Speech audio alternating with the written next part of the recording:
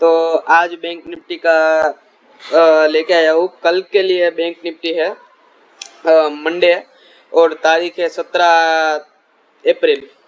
तो अभी 5 मिनट का मैं लेके आया हूँ। वन डे का मैं आज लेके नहीं आऊँगा, वन डे का, क्योंकि वो लाइन तो क्रॉस कर दी है हमने वन डे में। जो मैंने आपको ट्रेड लाइन जो क्रॉस की थी वो कर दी है, लेकिन कल मेजोरिटी किसकी है? तो कल मेजोरिटी के साथ साथ मैं बोलूँगा एचडीएफसी के रिजल्ट जो शनिवार को आने थे वो आ चुके हैं। उसके ग्रोस मार्जिन में भी बढ़त हुई है, मतलब 10,000 करोड़ से 12,000 करोड़ हुआ है। उसके जो इनकम है उसमें भी बढ़ोतरी हुई है, लेकिन उसके जो योयो टेस्ट है और उसके अलावा भी 2-3 टेस्ट है उसमें वो थोड़ी सी घटकर उसके आंकड़ा है, मतलब कि वो 1.92% से आया है 1.5% या ऐसे आंकड़ा आया है उसके। तो और एचडीएफसी की बात करो तो एचडीएफसी ने लगातार एक 1660 और 1650 से बुल रन दिया है, 1692 तक बुल रन दिया है। तो अगर बैंक निफ्टी को मजबूत होना है तो एक मेजोरिटी सपोर्ट है वो एचडीएफसी है, उसके बाद आईसीआईसीआई, क्योंकि एचडीएफसी का वेट है 23 से 25% तक एचडीएफसी का वेट है, जो उसके बाद आईसीआईसी का वेट है।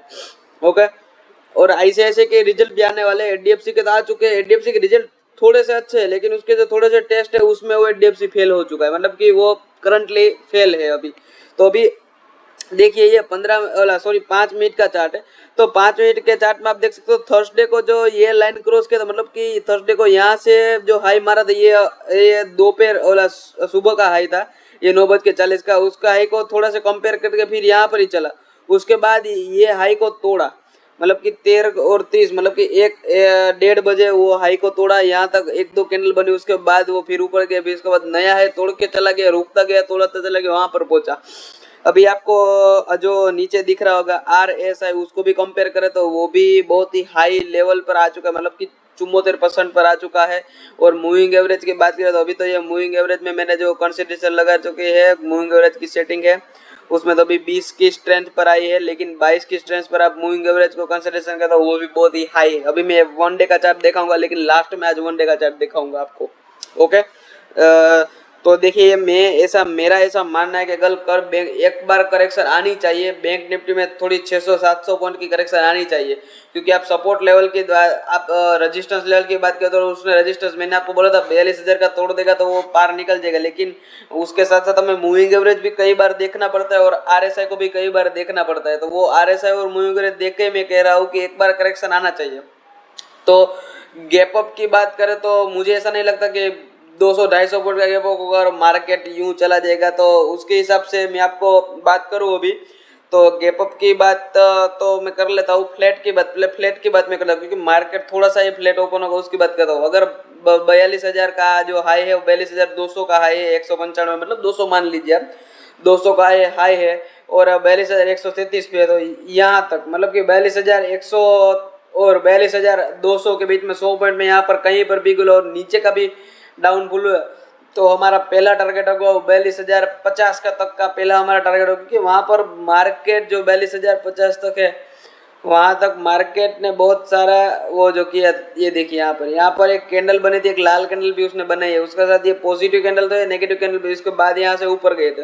ओके, उसके बाद हमारा जो ठहराव रुकता है वो है 42,985 के आसपास हमारा पहला है, और उसके बाद जो है 42,888 वो कहाँ पर है? यहाँ पर 888 जो यहाँ पर, क्योंकि यहाँ पर इतनी सारी कैंडल बनी उसके बाद ये ऊपर गया।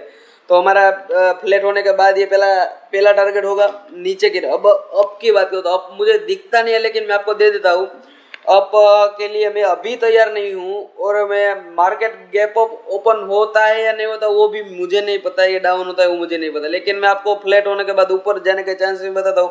अगर 42,200 का आंकड़ा पार किया तो पहला टारगेट में, क्योंकि अप में मैं थोड़े से पॉइंट लूंगा, 60-70 पॉइंट ही लूंगा, तो पहला टारगेट हमारा 275 का पहला टारगेट होगा। उसके बाद होगा जो 345 का दूसरा टारगेट होगा, और उसके बाद होगा तो 450 का होगा।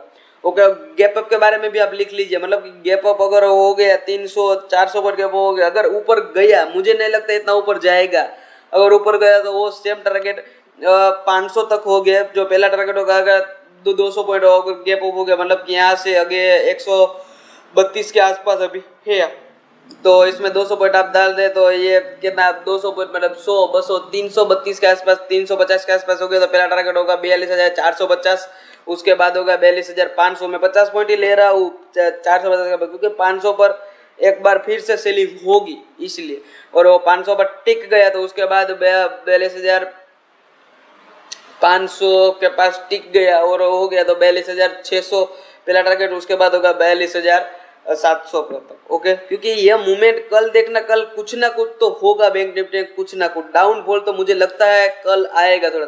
अगर गैप डाउन खुला मतलब कि 42,000 के आसपास मार्केट खुला, 42,000 आसपास या 42,900 के आसपास, तो हमारा पहला टारगेट आप लिख लीजिए 42,888 उसका पहला टारगेट, तो उसके बाद होगा 42,750 और उसके बाद 42,660 वो उसका तीसरा टारगेट होगा। वो आप लिख लीजिएगा इसमें, क्योंकि मुझे डाउटफुल है अगर कल, क्योंकि रिजल्ट तो डिपेंड करता है वो बैंक निफ्टी में, रिजल्ट तो अच्छा आए हैं इसके, एचडीएफसी के भी थोड़े मिले जुले, उसके कारोबार, उसका जो मुनाफा होता है वो तो बढ़िया है, लेकिन उसका एक दो टेस्ट यूरो टेस्ट मैंने आपको बताया उसमें थोड़े से नेगेटिव रिजल्ट आए, तो वो मैं ऐसा समझ सकता हूँ कि उसके बारे में अगर कुछ ना कुछ ये गड़बड़ हुई तो उसके अलावा क्या हो सकता है क्या नहीं, तो ये भी हमें देखना पड़ेगा ना।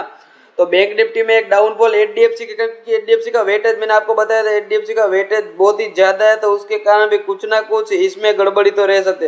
अब एचडीएफसी के नतीजे में मैं बात करता हूँ, मुनाफा उसको 10,550 करोड़ से बढ़कर 12,047, मैंने बोला था 12,047, अब जो है बढ़कर जो योयो टेस्ट है और मतलब यो टेस्ट है वो 23,352 करोड़ के आसपास आई है। जो नील है वो जो नील है वो एनआईआई है वो 18,000 से लेकर 23,000 करोड़ ये, पर नेट एनपीए है वो 0.33 से घटकर 0.27 पे आ गए, और नेट ग्रोस एनपीए है वो 1.23 से घटकर 1.12 आ गए। मैंने बोला था ना नेट जो है वो ग्रोथ है, वो इनकम इसकी बड़ी है, लेकिन नेट जो उसकी ग्रोथ है वो जनवरी से लेके मतलब कि मार्च और फरवरी तक है, वो उसमें थोड़ा सा चेंजेस हुआ है इसलिए।